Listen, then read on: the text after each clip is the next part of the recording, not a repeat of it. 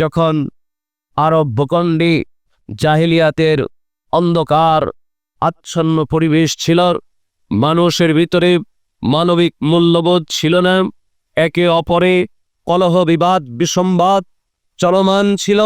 এমন একটা যুগ চলছিল সে সময়, যে যুগের মানুষেরা সামান্য একটা বিষয়ে যদি গোত্রে গোত্রে দ্বন্দ্ব লেগে যেত, এই দ্বন্দ্ব সহজে নিরসন হতো না। যুগের পর যুগ, বছরের পর বছর স্থায়ী হয়ে যেত তাদের ভিতরে এ দ্বন্দ্ব, যুদ্ধ চলত, বছরের পর বছর এটা স্থায়ী হয়েছে। একে অপরের সঙ্গে তারা কোনো রকম মানবিক মূল্যবোধের দৃষ্টিকোণ থেকে মিউচুয়াল হয়নি, মীমাংসা হয়নি। এমন বর্বর সভ্য জাতি ছিল যারা কন্যা সন্তানকে জীবন্ত কবর দিত, বিন্দু পরিমাণ তারা দ্বিধাবোধ করত না।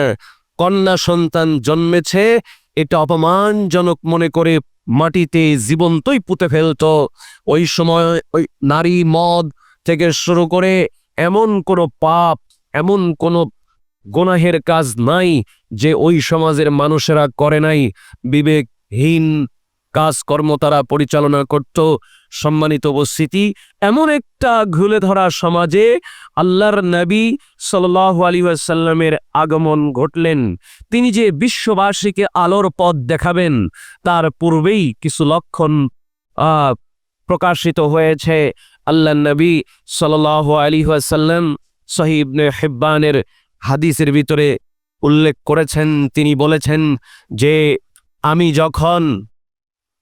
যখন আদম আলাইহিস সালাম কাদা মাটিতে লুটিয়েছিলেন, মানে আদমের বডি যখন তৈরি করা হয়নি, আল্লাহর নবী বলছেন ইন্নী আব্দুল্লাহি ফি উম্মিল কিতাব লা খাতামুন নাবিয়্যিন।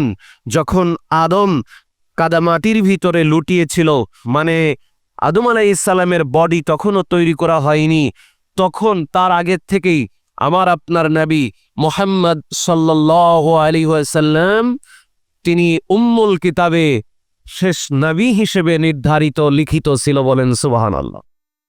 এটা তো আল্লাহর পরিকল্পনা। তবে এমনটা বলা যাবে না যে যেই নবীর আগমন না ঘটলে আল্লাহ দুনিয়া সৃষ্টি করতেন না, যার ওসিলাতে আসমান জমিন সৃষ্টি। এই কথাগুলো একেবারে বাড়াবাড়ি, মিথ্যা, বানোয়াট, ভিত্তিহীন। এ কথাগুলো বলার কোনো সুযোগ নাই।